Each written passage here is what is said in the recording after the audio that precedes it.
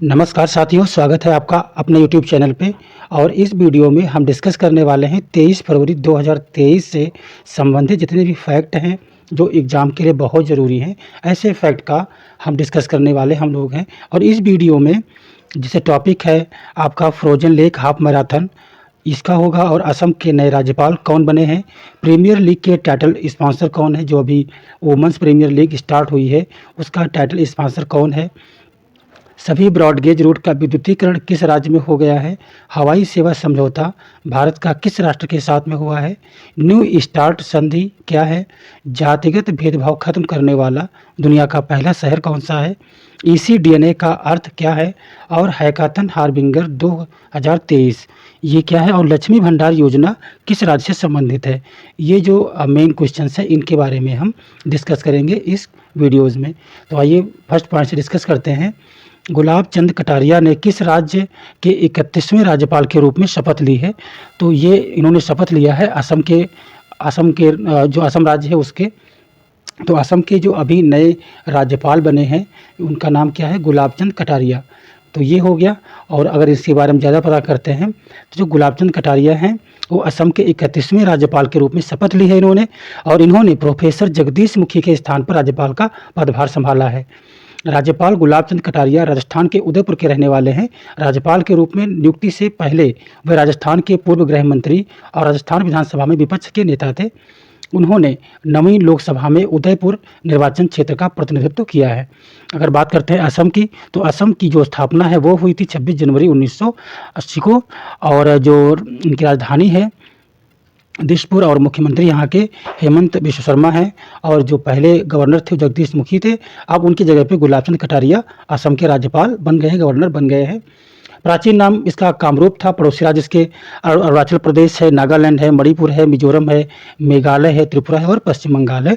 पड़ोसी देश लगते हैं, दो देशों की राजधानी भी लगती है, दो देश की जो सीमाएँ हैं असम के साथ में लगती हैं वो है भूटान और बांग्लादेश। संबंधित जो राष्ट्रीय उद्यान है असम में काजीरंगा है, मानस और नमेरी, डिब्रू सैखोवा, ओरांग, रायसीमा और दहेंग।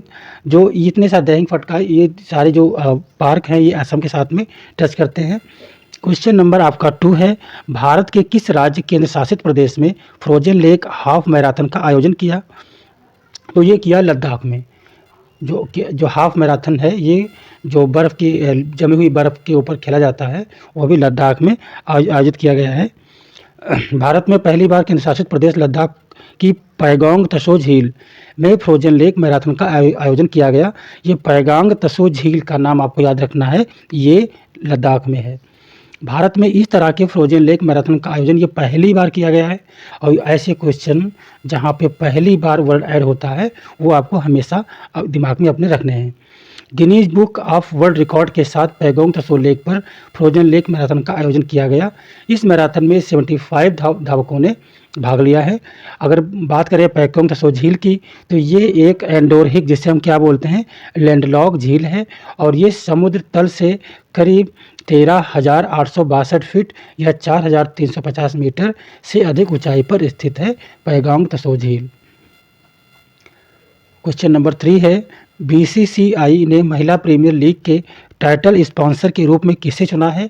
तो बीसीसीआई है ये महिला प्रीमियर जो लीग है, जैसे आपका आईपीएल चलता था जो मेंस के लिए होता था, अब यहाँ पे चलेगा डब्ल्यूपीएल। ठीक है, तो इसकी जो टाइटल स्पॉन्सर है वो टाटा ग्रुप को चुना गया है।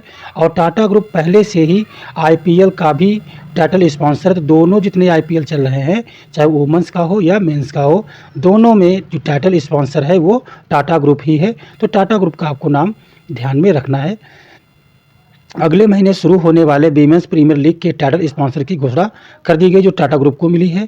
टाटा ग्रुप पहले से ही भारत के प्रतिष्ठित इंडियन प्रीमियर लीग का टाइटल स्पॉन्सर है। बीसीसीआई ने वीमेंस प्रीमियर लीग के पहले सीजन का शेड्यूल जारी कर दिया है। पहले सीजन में कुल 5 टीमें भाग ले रही हैं।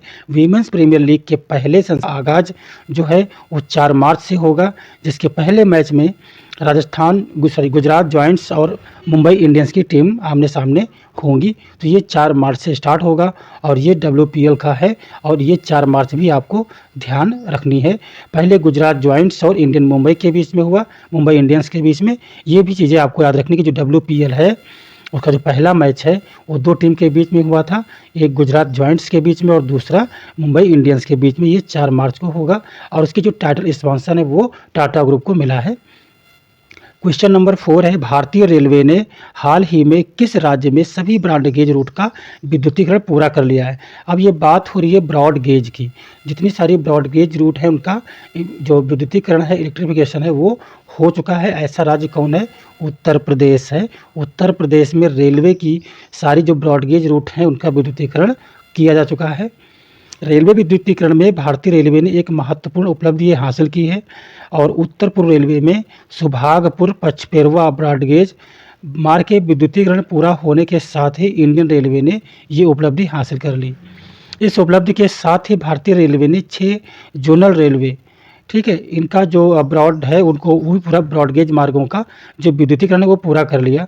अगर जो 6 जोन हैं वो है East Coast Railway, North Central, North Eastern Railway, South Eastern Railway, West Central Railway, ये जो 6 है इनको पूरा करके इस चीज़ को हासिल किया गया है। क्वेश्चन नंबर 5 है, केंद्रीय कैबिनेट ने किस देश के साथ हवाई सेवा समझौते को मंजूरी दी है। तो ये दिया है गुयाना के साथ में। गुयाना एक देश है जिसके साथ में अभी हवाई सेवा समझौता हुआ है। और गुयाना जो बात करें गुयाना की, तो गुयाना जो है क्या है, एक साउथ दक्षिण अमेरिकी देश है और इसकी राजधानी क्या है, जॉर्ज टाउन है। तो ये दक्षिण अमेरिकी देश है और इसकी राजधानी जॉर्ज टाउन है। और इसमें क्या है, भारत और गुयाना अंतर्राष्ट्रीय नगर विमानन पर सम्मेलन शिकागो सम्मेलन के हस्ताक्षरकर्ता भी हैं। और अब ये समझौता हुआ है तो दोनों देशों के बीच में जो हवाई सेवाएं हैं इनकी एक रूपरेखा तैयार होगी, ठीक है, दोनों का आपस में सहयोग रहेगा। क्वेश्चन नंबर है, न्यू स्टार्ट संधि क्या है। तो ये न्यू सामरिक शस्त्र न्यूनीकरण संधि है।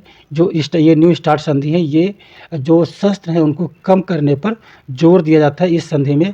और ये संधि हुई थी रूस और अमेरिका के बीच में। और जो अभी यूक्रेन युद्ध के चलते हुए रूस ने इस संधि से अपने आप को अलग कर लिया है, इसे ख़त्म कर दिया है। अब इसके बारे में बात करते हैं। जो शस्त्र न्यूनीकरण संधि है, जो आप स्टार्ट की बात करते हैं, न्यू स्टार्ट, तो स्टार्ट का जो फुल फॉर्म है स्ट्रेटेजिक आर्म रिडक्शन ट्रीटी, ये इसका फुल फॉर्म है। और ये संधि अमेरिका और रूस के बीच में लागू की गई थी, जो हथियारों की संख्या में कमी लाने और उन्हें सीमित करने से संबंधित है। ये संधि 5 फरवरी 2011 को लागू की गई थी। ये संधि शीत युद्ध के अंत में 1991 में ये संधि हुई थी। मतलब जो शीत युद्ध हुआ था उसके बाद ये 5 फरवरी 2011 में लागू हुई थी। और संधि 2010 में तत्कालीन अमेरिकी राष्ट्रपति बराक ओबामा और रूसी राष्ट्रपति थे वो त्रिमित्री मेदवेदेव द्वारा लागू किया गया था। इससे पहले 10 वर्षों के लिए लागू किया गया था। फिर 2021 में इसकी वैधता को बढ़ा करके 2026 कर दिया गया था। और अभी रूस द्वारा इस संधि को ख़त्म कर दिया गया है, अपने आप को अलग कर लिया गया है, जिससे वैश्विक टेंशन और ज़्यादा बढ़ गई है।